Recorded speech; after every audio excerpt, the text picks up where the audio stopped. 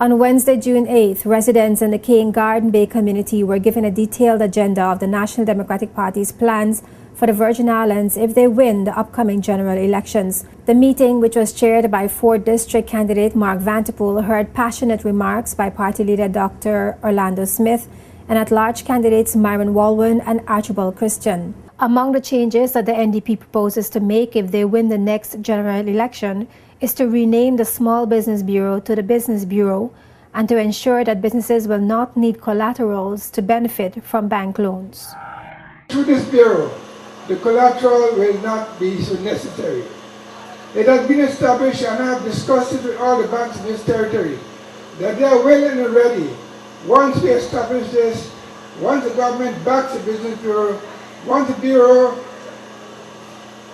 gives sanctions, whatever business is coming up by an entrepreneur, then that bank will be able to and will enable to provide the necessary finance and capitalization for that project.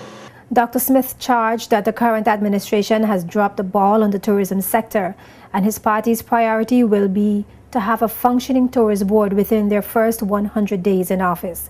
He also revealed plans to establish a school for training in hospitality.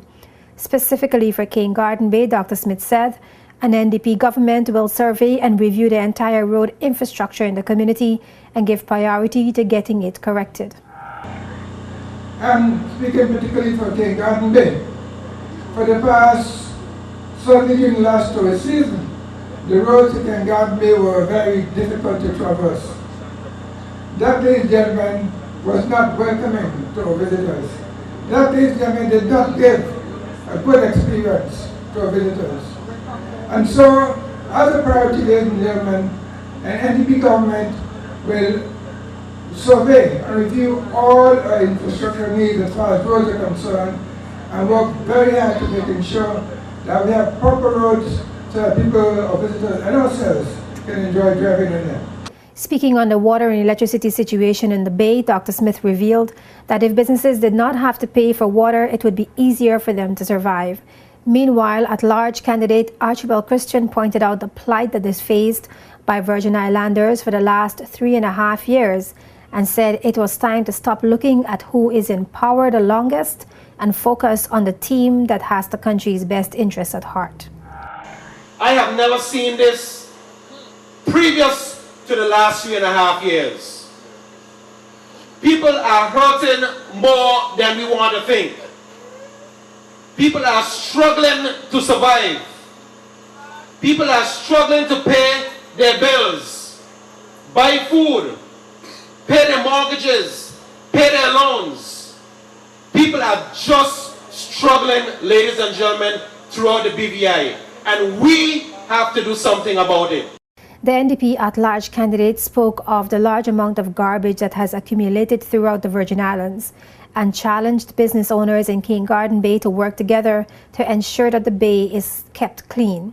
And in a very passionate speech, at-large candidate Myron Walwyn told residents that no government should be re-elected at the polls for selling out the Virgin Islands to a foreign interest. Though the debates may have died down on the Bywater matter, it is something that we should not forget. What has happened to our local brothers and sisters is wrong. It is un-BVI. Yes. And it turns our BVI dream squarely on its head. Yes. Once our people have the resources and the know-how to do any job, let me make it clear and say it again. Yes. Once our fellow Virgin Islanders have the resources and the know-how to do any job in this country, they should be given every opportunity to do it. In wrapping up the 10th meeting, Mark Vanterpool, who will be contesting the 4th District seat, said the People's Hospital is in a mess and government should have taken the millions of dollars it invested in fixing the external works on the new hospital and put it to fix the leaks and other concerns that are affecting the current hospital and staff. I witnessed when it rained, water was coming into the hospital. If you walk along the corridors you will see where the poor nurses and workers are stuffing towels on the ground to absorb the water that is coming through the hospital. I had the concern that if you go to the hospital with a cold, you might contract pneumonia. It is a serious matter. And yet, we have a major investment sitting behind that hospital, and now we've decided to spend $4.5 million to fix the outside of that investment instead of fixing the inside so that we can be in a more comfortable place for our health reasons.